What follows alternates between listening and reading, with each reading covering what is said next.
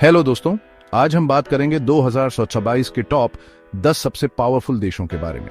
तैयार हो जाओ, क्योंकि आज कुछ इंटरेस्टिंग बातें जानने को मिलेंगी। नंबर 8 से शुरुआत करते हैं। अमेरिका। यूएस का डिफेंस बजट सबसे बड़ा है, लगभग 900 बिलियन का, और उनके पास बहुत बड़ा न्यूक्लियर आर्सेनल भी है। इकोनॉमी के मामले में तो ये बहुत बड़ा जायंट है, लगभग 27 ट्रिलियन की जीडीपी के साथ। टेक और फाइनेंस में तो ये सबसे आगे है, सिलिकॉन वैली और वॉल स्ट्रीट की वजह से। पॉलिटिकली भी ये पावर हाउस है, नेटो को लीड करता है और यूएन सिक्योरिटी काउंसिल का परमानेंट मेंबर भी है। अब नंबर 2 पे है चाइना।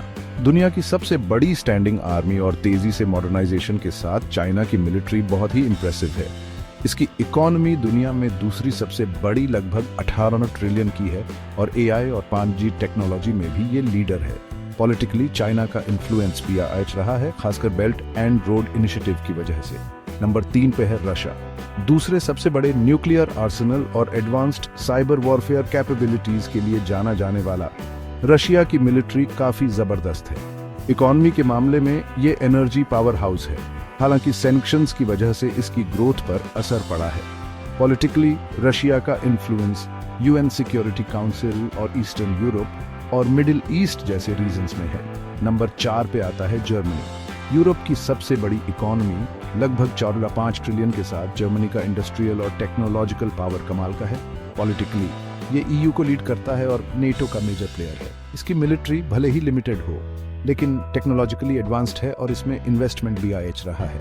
नंबर 5 है यूनाइटेड किंगडम। यूके की मिलिट्री स्ट्रैंग है, अच्छी नेवल कैपेबिलिटीज और न्यूक्लियर पावर के साथ। इकोनॉमी में लंदन एक ग्लोबल फाइनेंशियल हब है और यूके टेक और एआई में आगे है। पॉलिटिकली ये यूएन सिक्योरिटी काउंसिल का परमानेंट मेंबर है और कॉमनवेल्थ को हेड करता है। नंबर 6 पे है फ्रांस।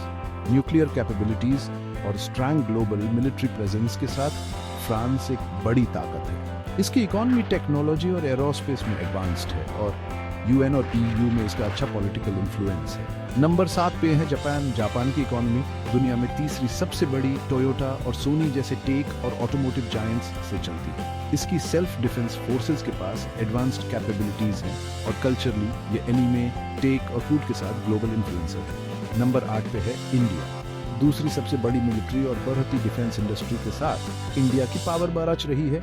इसकी इकोनॉमी सबसे तेजी से बढ़ने वाली इकोनॉमीज में से एक आईटी और स्पेस एक्सप्लोरेशन में लीडर है।